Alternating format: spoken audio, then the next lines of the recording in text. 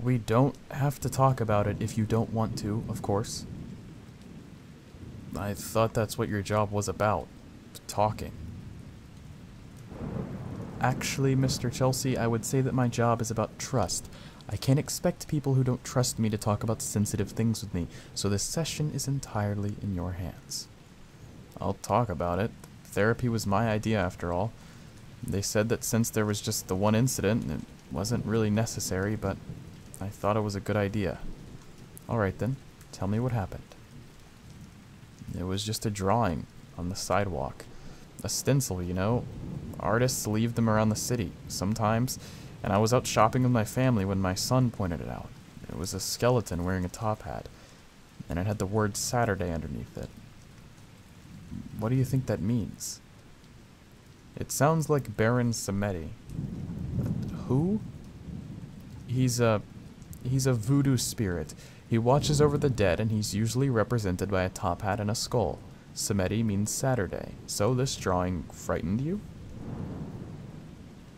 I had a kind of fit when I saw it. They called it an anxiety attack. They even took me to the hospital. And what did they find out? They said there's nothing wrong with me physically.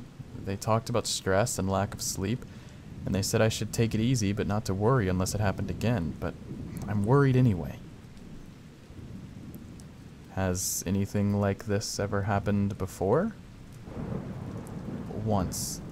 The same day that my son died. You said your son was the one who noticed the stencil. Yeah, that's my youngest son, Dylan. I had an older son, Jonah, but he's not with us anymore. He was murdered 5 years ago.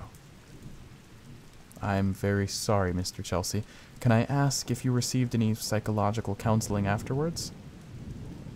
No, I was busy with Dylan. You see, isn't it strange?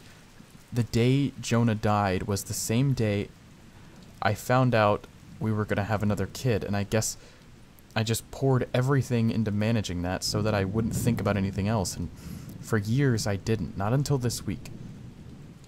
Should I talk about the murder?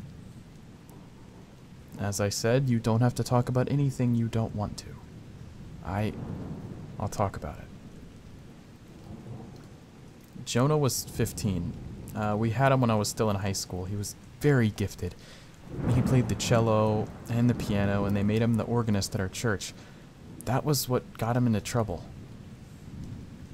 The minister was friends with my wife, Jonah's stepmother, and he loved to hear Jonah play, so he put him at the organ. Everyone loved him. It wasn't just that Jonah was talented, he was, I guess you could say he had a performer's charisma. I'm sorry, it's hard to talk about. It's alright, Mr. Chelsea. Should we change the subject? No, I've already said this much. Something people liked about Jonah, he would always play the hymns, but he'd play some of his own music too, before and after the service.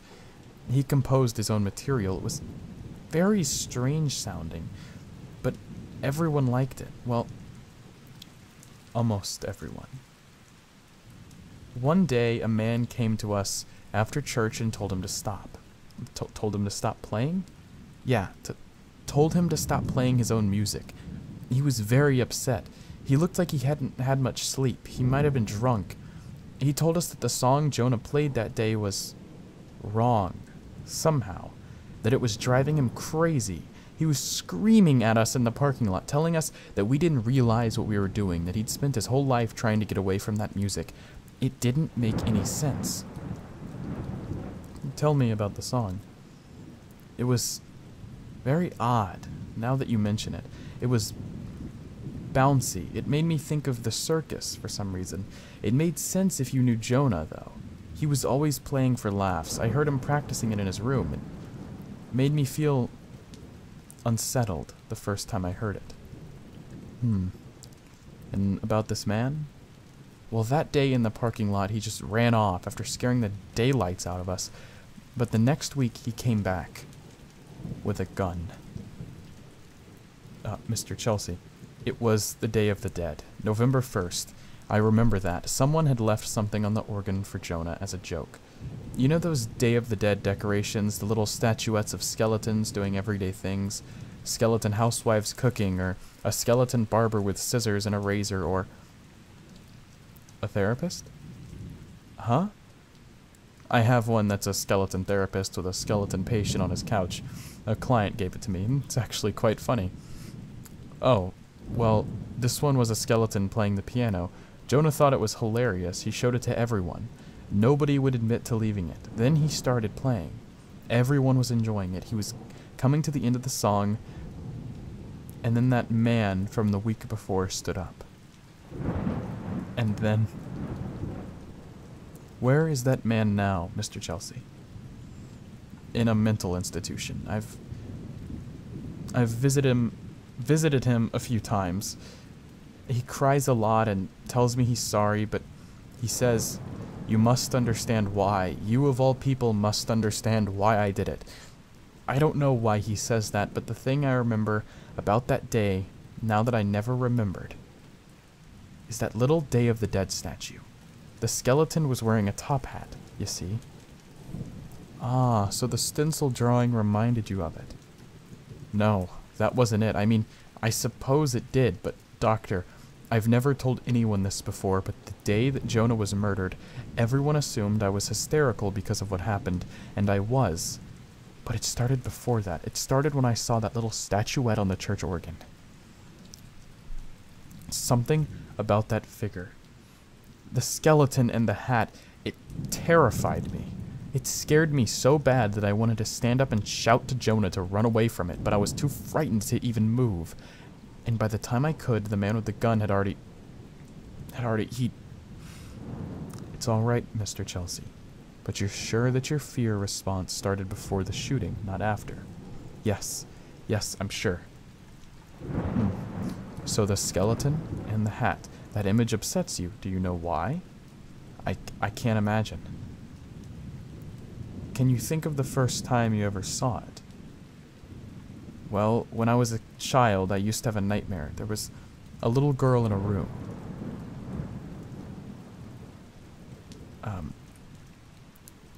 I'm sorry, whoever she was in a dark room and she was crying, and all around her there were these, I guess, puppets or dolls, and they were screaming.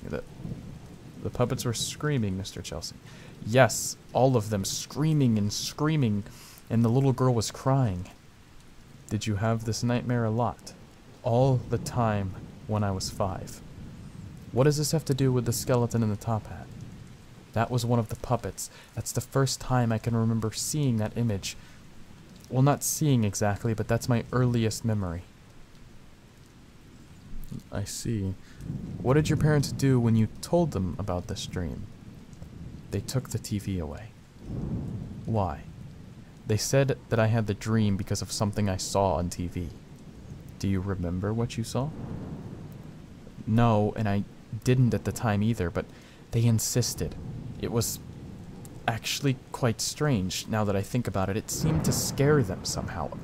Of course, it's hard to remember. I was so young, you know. Of course, do you still have this dream? No.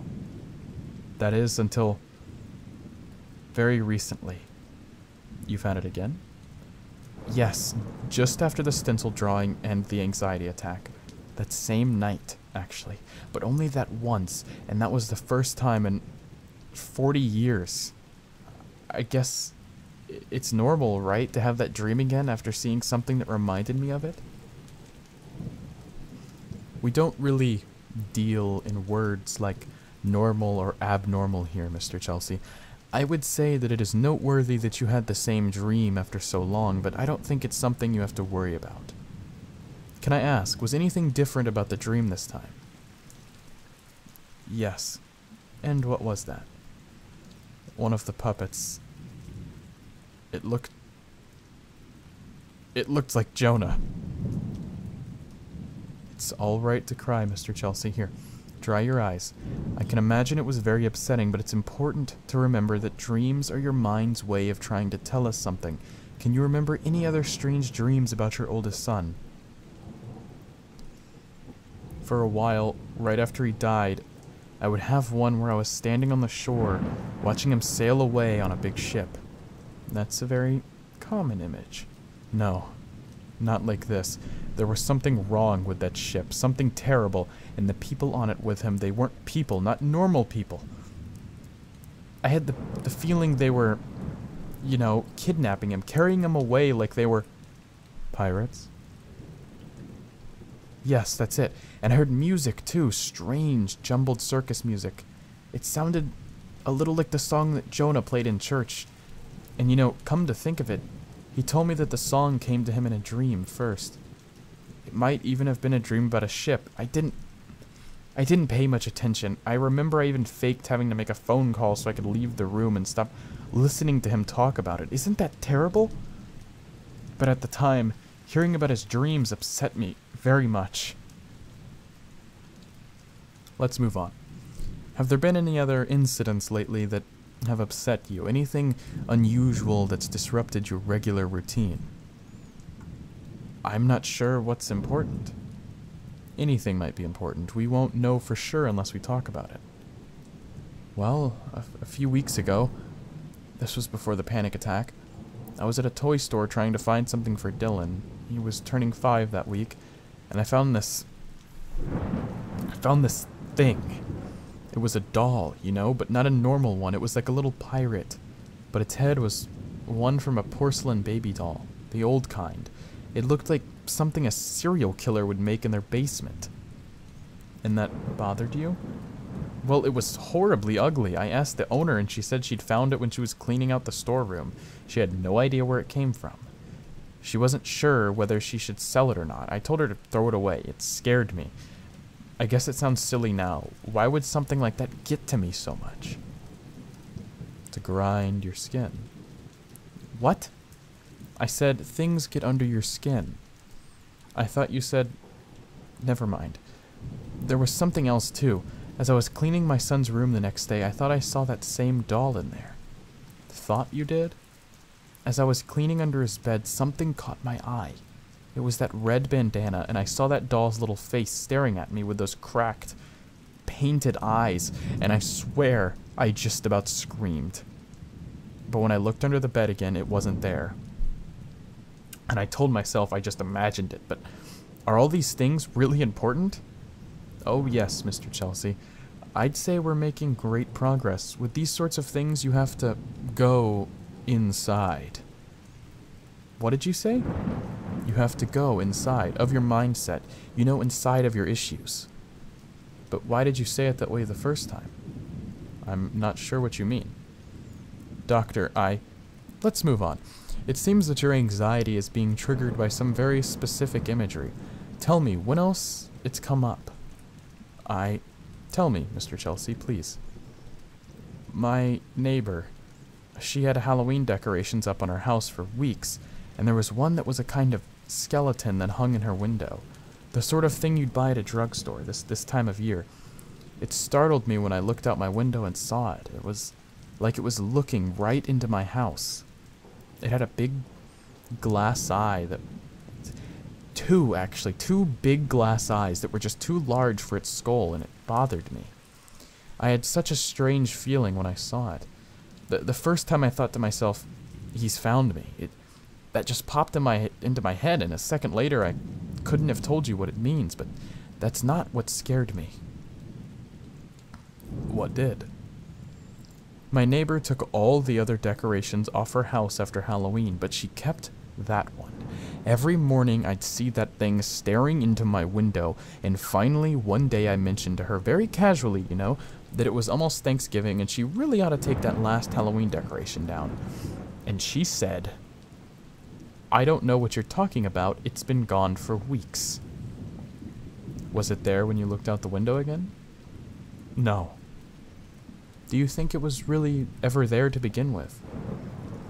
I don't know. What else has been on your mind? Dylan. He's a very bright child like his brother, and they look alike, but he's not a musician, and instead he draws. Has he been making strange pictures? How did you know? A lucky guess. Do go on, Mr. Chelsea. I feel sick. I feel like I feel like the room is moving. It's your imagination. Tell me about Dylan's pictures.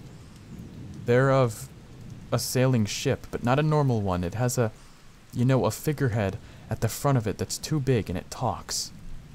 The figurehead talks? Yes. How do you know that if it's just a picture? I just know, and he's been drawing it for weeks and weeks, over and over, and sometimes he draws other things too. Strange things, terrible things. But things you recognize. Yes. Where have you seen these things before, Mr. Chelsea? In my dreams and on the television. When I was 5 years old, the show came on every day and I was scared of it, but I watched it anyway, and when I tried to get my parents to watch it with me, they said, what did they say? That there was no show, and I didn't understand what they meant, and that's when the nightmare began. And I remember now, that's where I first heard that song, the strange one that Jonah played. That's why I was upset when I heard it, because it reminded me of that show. And I thought, maybe that's why the man at the church was upset by it too. I guess as I grew up, I kind of forgot about the whole thing, but you didn't forget, did you? You never forget the things that are really important in childhood. I guess you don't. And we didn't forget about you either. What? I said they didn't forget. No, you didn't. You said we. We didn't forget about you. Well, it's true. We didn't forget. We've been waiting for you all this time. Dr. Horace? Why are you talking like that, Dr. Horace? I'm not a doctor. And you see, this isn't a doctor's office at all, is it? It's the cabin of a ship. That's why it's moving. That's why you started to feel seasick. What's going on? You're off on an adventure on the high seas, just like the ones on television when you were a little boy. The ones we made just for you. Stop talking like that and stop calling me that too. But it could be. You'd make as good of one of us as anyone. And think how much better life would be if you joined us on our adventures. But they were so awful, so frightening. Well, being a child is always a little frightening, isn't it? But you won't be alone here. All of your old friends are on board, and we have some new ones too. Even Jonah is here. Jonah? Oh yes, he's been just the best little crew member for us, and he's been waiting for you. Just think about how wonderful it will be to see him again, and to see everyone else too. All one big happy crew together. But what about Dylan? Your other boy? Oh, don't worry about him. We'll get around to him in due time. But do you hear that? I hear a voice. And what is it telling you? I don't want to listen to it. I don't want to be here. I want to go home. This is home. This is the home we made for you. The home that's been waiting for you. The home that you'll be in forever and ever. The voice that you hear. Why, that's the voice of your new home. And what is it saying? What's it saying? It's saying that I have to go inside.